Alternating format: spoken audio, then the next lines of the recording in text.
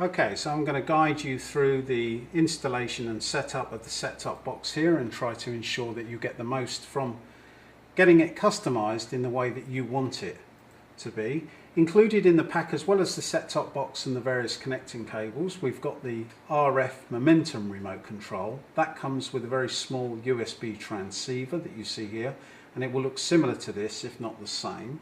It plugs into one of the available USB ports on the side here, so the set-top box is still booting up now. Whilst that set-top box is booting up, the remote control is fairly self-explanatory. The features and functions on there are pretty straightforward. On the back we've obviously got that on-off button here, but at the very end here we have a charging socket that is used only for charging, and so with the charging cable that comes with the remote control, you would need to periodically, let me just get that around the right way, plug that in, you would need to periodically connect it to a powered USB port for up to 24 hours. You may need to do that once or twice a month. And if I plug that in there, that is now on charge. So this remote control is fully charged. The built-in lithium battery should keep it going, like I say, for a month. So when we boot up, we get these two options. We've got the standard Android launcher down on the bottom here, or we've got the DigiSenderTV interface. So we're going to go into that and take a look around and get you familiar with how to operate it. Now we'll just wait for that to come up, and we will get a warning that we've got an update of software available, which I'll need to skip past.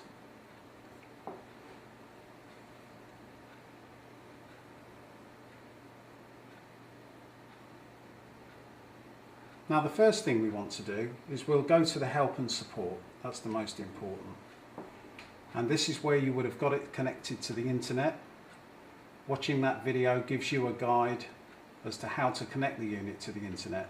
And this video here, we've got a temporary video in here because you're obviously watching me from one of these video slots that we've added here. So let's go back to where we were. We'll go to the Super Smart TV interface, and let's take a look around that. Now the first thing you'll see is this panel here, which is devoted to catch-up TV services.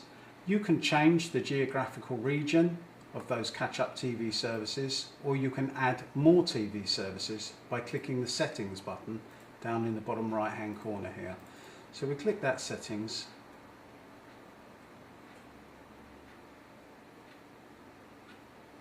and in here you can see we have various options. We've got a region setting, so it'll just pop into the region setting, and we can select an alternative region.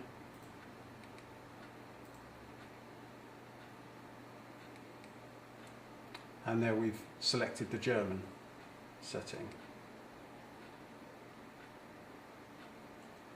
So back to the UK setting.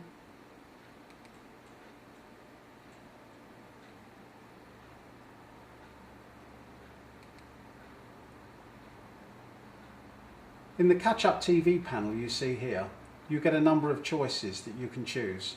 You can choose, for example, the app to load, and that's done within this settings panel here. If I switch off all options regarding BBC iPlayer, you have the option when you press that launch button to run the app, a standard view launch or a big view launch. So let's click the back button. Back button is accessed down here. Let's select that BBC iPlayer. That gives us three options. Now in this case I'm going to select the big screen version, and there we can launch any of the BBC iPlayer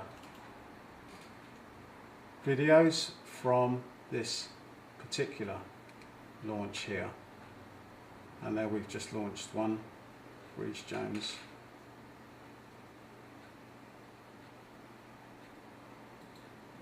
And from this view we can then click the play, and that plays in full screen.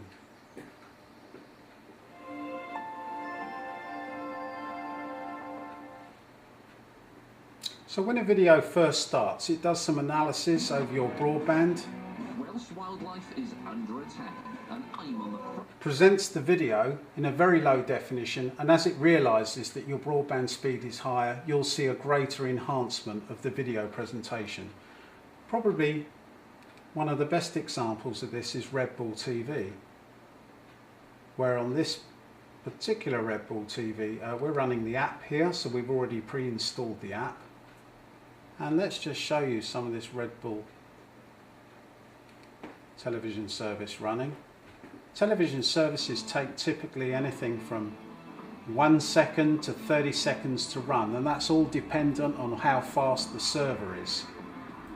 The definition and the quality of the presentation is dependent on the service provider.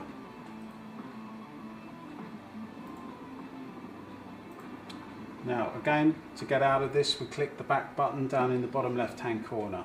We click it again, we take us back through where we've been. And I'm going to now take you through some of the other services. Now these are your standard internet services that we think are most important to you. We're looking at music, we're looking there at a radio station player with 50,000 radio stations. Up on the top panel here, LinkedIn, Picasa, Instagram. Down here, your standard browser. Let's launch a browser, and that's asking us which we'd like to launch.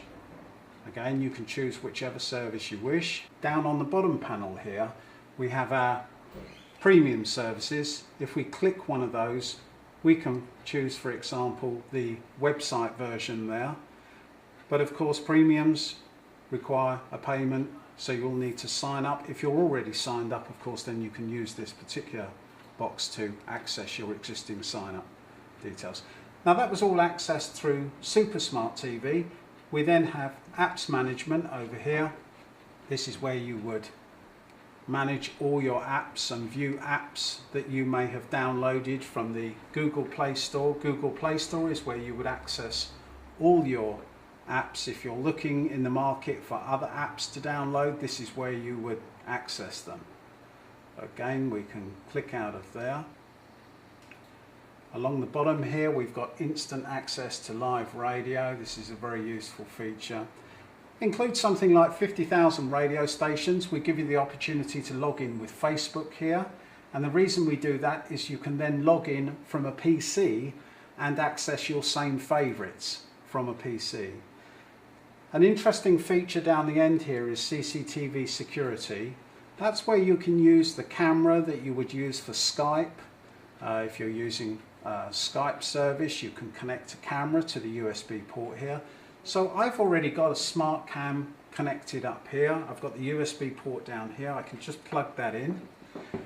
If you make a connection whilst you're on this screen, then simply connect the reconnect refresh button here, which will then present us with this preview screen here. If you want to start recording, you simply click record to SD card at the top here. So let's take us out of that, and that takes us back to the live radio, and there we can go back to Super Smart TV.